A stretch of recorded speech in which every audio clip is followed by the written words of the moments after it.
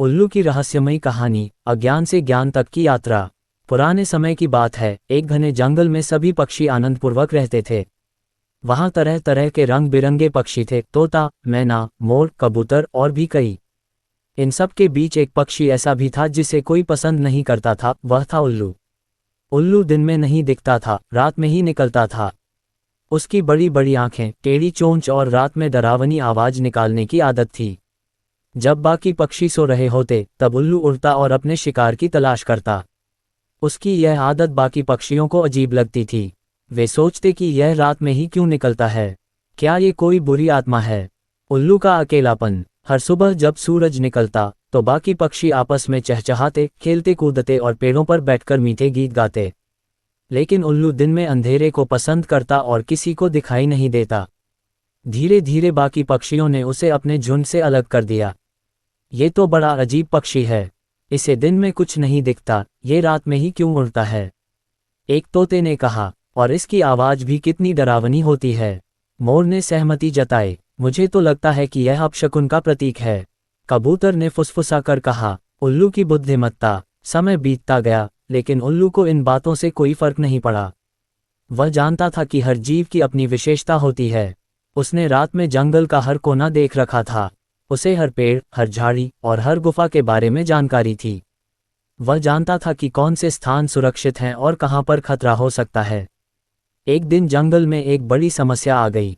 पास के पहाड़ से एक विशालकाय हाथी जंगल में घुस आया। वह क्रोधित था और पेड़ों को तोड़ता हुआ आगे बढ़ रहा था। सभी पक्षी घबरा गए, वे इधर उधर उड़ने लगे, लेकिन कोई नहीं जानता था कि इस संकट से कैसे बचा जाए। तभी तोते को याद आया, उल्लू को तो पूरे जंगल का ज्ञान है, हमें उससे सलाह लेनी चाहिए। उल्लू का समाधान। सभी पक्षी उल्लू के पास गए और हाथ जोड़कर बोले, उल्लू भैया, हमें बचाओ, ये हाथी पूरे जंगल को तहस नहस कर देगा। उल्लू ने अपनी बड़ी बड़ी आंखें खोली और धैर्य से उनकी बात सुनी। फिर उसने कहा, डरो मत, मैं जानता हूं कि इस हाथी को कैसे शांत किया जा सकता है। पास की नदी के किनारे एक विशेष जड़ी बूटी उगती है, जिसे सूंघकर हाथी शांत हो जाता है। हमें बस किसी को वहां तक जाना होगा और जड़ी बूटी लाकर हाथी को खिलानी होगी।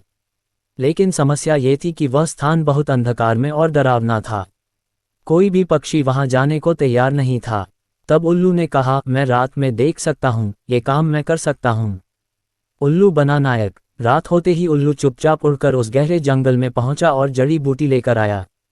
जैसे ही हाथी ने उस जड़ी बूटी को सूंघा, वह शांत हो गया और धीरे धीरे जंगल से बाहर चला गया। सभी पक्षियों ने उल्लू की बुद्धिमत्ता की प्रशंसा की।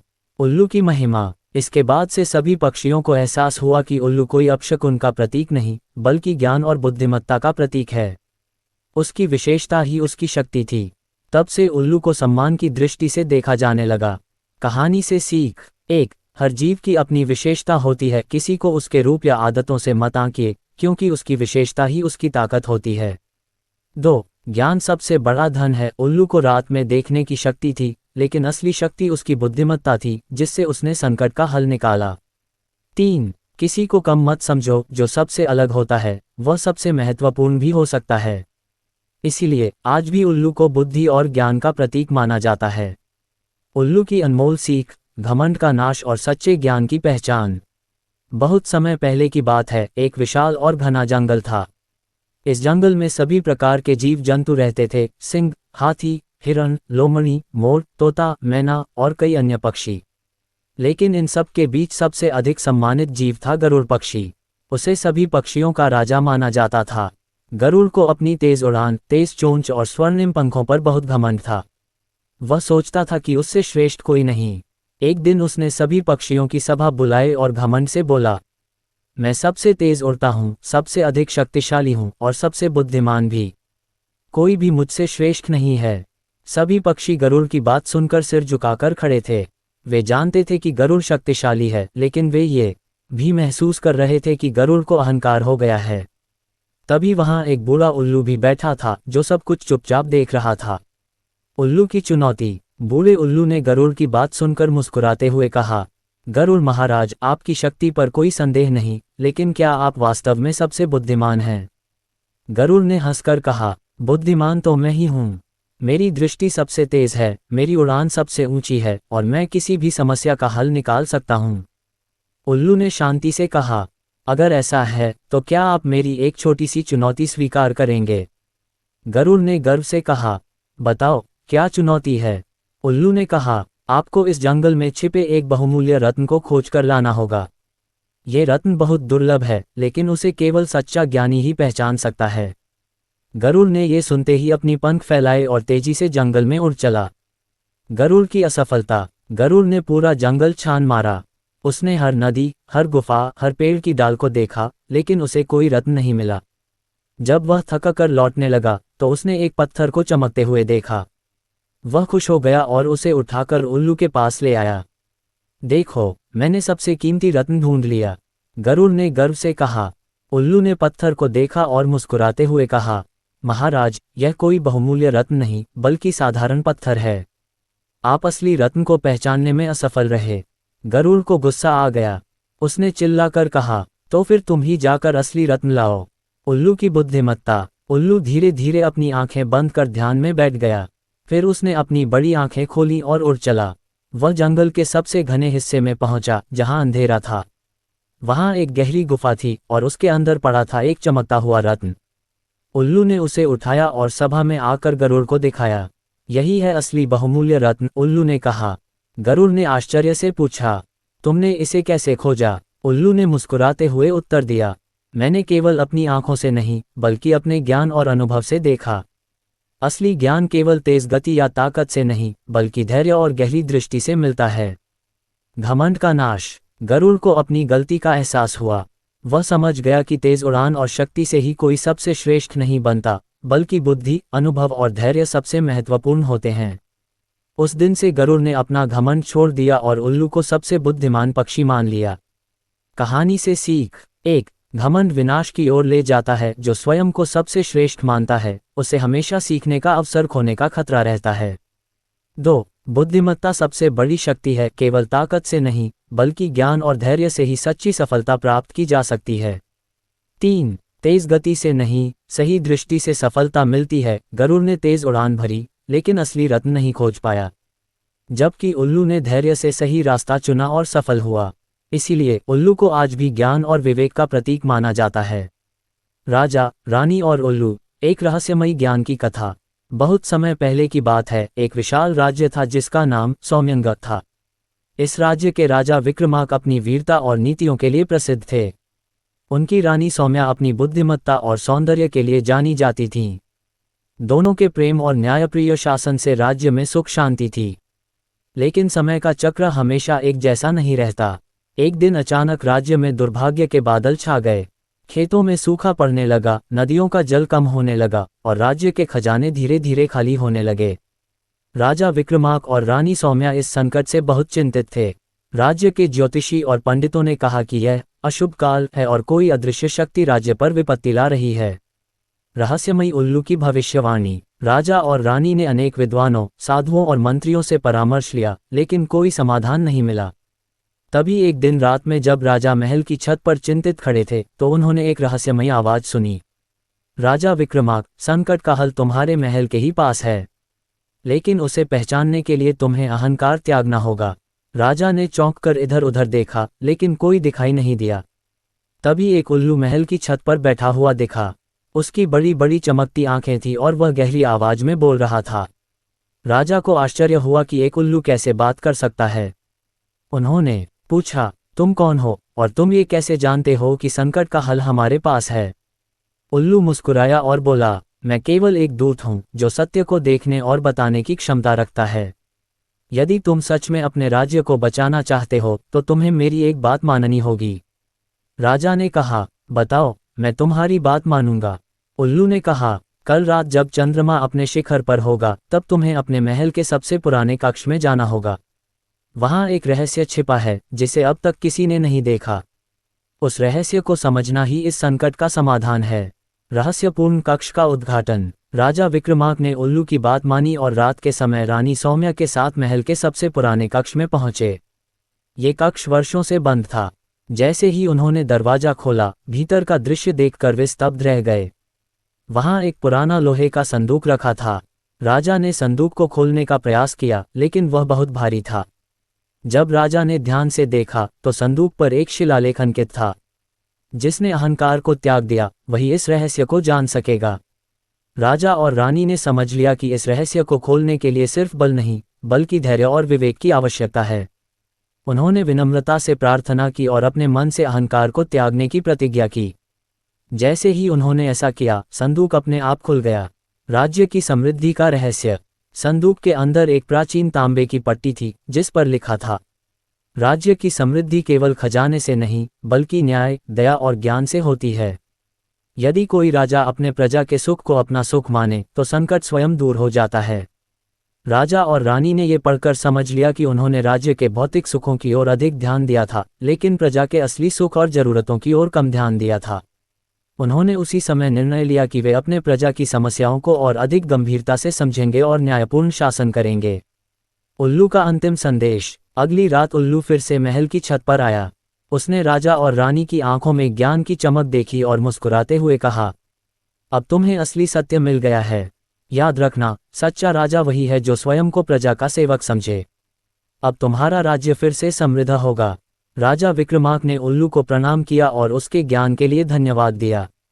कुछ ही महीनों में राज्य में फिर से खुशहाली आ गई। वर्षा समय पर हुई, फसलें लहलहाने लगीं और खजाने फिर से भरने लगे। राजा और रानी ने उल्लू के बताए ज्ञान को हमेशा याद रखा और न्याय, दया और ज्ञान से राज्य का संचालन किया। कहानी से सीख।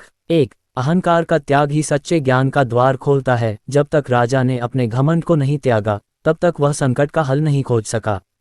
2. संपत्ति और शक्ति से अधिक मूल्यवान न्याय और ज्ञान है। संकट से बचने का उपाय महल में था, लेकिन राजा को उसकी पहचान नहीं थी। 3. सच्चा नेतृत्व सेवा और न्याय में निहित है। एक अच्छा शासक वही होता है जो प्रजा के हित को प्राथमिकता देता है। उल्लू, ज्ञान और रहस्य का प्रतीक। इस घटना के बाद से राजा विक्रमांक ने उल्लू को राज्य का सबसे बुद्धिमान संरक्षक घोषित कर दिया। उल्लू को ज्ञान, रहस्य और विवेक का प्रतीक माना जाने लगा।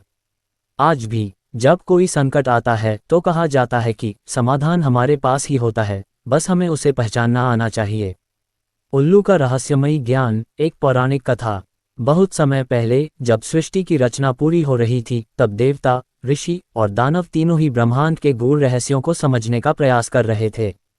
देवताओं को शक्ति प्राप्त थी, ऋषियों को तपस्या का बल था और दानवों के पास मायावी शक्तियां थीं। परंतु एक ऐसा रहस्य था जिसे समझने का सामर्थ्य न देवताओं के पास था, न ही ऋषियों के पास और न ही दानवों के पास। ये रहस्य था सत्य का परम ज्ञान, जिसे जानने वाला व्यक्ति अमृतत्व, समृद्धि और अपार शक्ति का स्वामी बन सकता था। इस रहस्य को केवल एक ही प्राणी जानता था, उल्लू। ब्रह्मा जी का विशेष वरदान। कहा जाता है कि जब ब्रह्मा जी सृष्टि की रचना कर रहे थे, तब वे हर प्राणी को अलग अलग विशेषताएं दे रहे थे। सिंह को बल, गरुड़ को तीव्र गति, नागों को विष और मछलियों को जल में रहने की शक्ति दी गई। तब उल्लू ब्रह्मा जी के पास गया और बोला, हे ब्रह्मादेव, आप सभी को कोई न कोई विशेषता दे रहे हैं, मुझे क्या प्रदान करेंगे? ब्रह्मा जी मुस्कुराए और बोले, हे उल्लू, तुम्हें मैं एक ऐसी शक्ति दूंगा जो अन्य किसी के पास नहीं होगी। तुम अंधकार में देख सकोगे, जब सभी अंधे होंगे तब भी तुम्हारी दृष्टि स्पष्ट होगी। तुम गूढ़ रहस्यों को समझ सकोगे और जो सत्य को खोजेगा उसे तुम्हारा मार्गदर्शन लेना पड़ेगा। उल्लू ने विनम्रता से प्रणाम किया और कहा, हे प्रभु, क्या इस शक्ति के साथ कोई शर्त भी होगी? ब्रह्मा जी बोले, हाँ, इस शक्ति का उपयोग केवल उन्हीं को मार्ग दिखाने के लिए करना जो वास्तव में सत्य की खोज में हों। यदि तुम अयोग्य को ये ज्ञान दोगे तो तुम्हें श्राप मिलेगा। देवताओं, ऋषियों और दानवों की परीक्षा। समय बीतता गया और धीरे धीरे सभी को ये ज्ञात हुआ कि उल्लू के पास ऐसा ज्ञान है जो सभी के लिए रहस्यमय है। देवताओं की परीक्षा। इंद्रदेव ने उल्लू से कहा, हे बुद्धिमान पक्षी, हमें ब्रह्मांड के परम सत्य का ज्ञान दो ताकि हम देवताओं की शक्ति बढ़ा सकें। उल्लू ने गहरी दृष्टि से इंद्र को देखा और कहा, हे देवराज, सत्य का ज्ञान केवल शक्ति बढ़ाने के लिए नहीं, बल्कि आत्मबोध के लिए होता है। तुम केवल अपनी शक्ति के विस्तार में रुचि रखते हो, इसलिए मैं तुम्हें ये रहस्य नहीं बता सकता। इंद्रदेव निराश होकर लौट गए। ऋषियों की परीक्षा। इसके बाद कई महान ऋषि उल्लू के पास गए और बोले, हे ज्ञानी पक्षी, हम तपस्वी हैं, हमें ब्रह्मांड के रहस्यों का ज्ञान चाहिए। उल्लू ने उत्तर दिया, हे महर्षियों, तुम में से कुछ तो सच्चे ज्ञान की खोज में हो, परंतु कुछ केवल अपनी तपस्या के बल पर अमृतत्व पाना चाहते हो। ज्ञान उन्हीं को दिया जाता है जो अहंकार रहित हों, इसलिए मैं तुम सभी को ये रहस्य नहीं बता सकता। ये सुनकर ऋषियों ने उल्लू को प्रणाम किया और लौट गए। दानवों की परीक्षा। अंत में दानवों का राजा रावण उल्लू के पास आया और बोला, हे उल्लू, मैं सबसे बड़ा ज्ञानी हूँ, मुझे ब्रह्मांड का सबसे बड़ा रहस्य बताओ ताकि मैं सर्वशक्तिशाली बन सकूं। उल्लू ने गहरी दृष्टि से रावण को देखा और हंसकर कहा, हे लंकेश, तुमने बहुत ज्ञान प्राप्त किया है, परंतु तुम्हारा हृदय अभी भी लोभ और अहंकार से भरा हुआ है। जब तक तुम्हारा मन पवित्र नहीं होगा तब तक कोई भी तुम्हें परम सत्य नहीं बता सकता। रावण क्रोधित हो गया और बोला, यदि तुम मुझे ये ज्ञान नहीं दोगे तो मैं तुम्हें अपने बल से विवश कर लूंगा। उल्लू ने शांत स्वर में कहा, ज्ञान बल से नहीं, आत्मशुद्धि से प्राप्त होता है। यदि तुमने मेरा अपमान किया तो तुम्हारा अहंकार ही तुम्हारे पतन का कारण बनेगा। रावण क्रोध में वहां से चला गया और कुछ वर्षों बाद उसी अहंकार के कारण उसका विनाश हुआ। उल्लू का अंतिम संदेश। जब संसार में कलियुग आने लगा और लोग सत्य से दूर होने लगे तो उल्लू ने ये ज्ञान छिपा दिया। कहा जाता है कि वह अब भी उसे केवल उन्हीं को बताता है जो सच्ची श्रद्धा और निस्वार्थ मन से ज्ञान की खोज करते हैं। आज भी उल्लू को रहस्य, ज्ञान और दूरदृष्टि का प्रतीक माना जाता है। यही कारण है कि देवी लक्ष्मी के साथ उल्लू को भी दर्शाया जाता है, क्योंकि बिना बुद्धि और विवेक के धन भी अनर्थ कर सकता है। कहानी से सीख। 1. सत्य का ज्ञान केवल उन्हीं को मिलता है जो निस्वार्थ और अहंकार रहित होते हैं। 2. शक्ति और धन से नहीं, बल्कि आत्मशुद्धि से ही परम सत्य को प्राप्त किया जा सकता है। 3. ज्ञान का उपयोग हमेशा सही उद्देश्य के लिए करना चाहिए, अन्यथा वह विनाश का कारण बनता है। इसलिए उल्लू केवल एक पक्षी नहीं, बल्कि गूढ़ रहस्यों का संरक्षक है, जो सही व्यक्ति को सही समय पर मार्ग दिखाता है।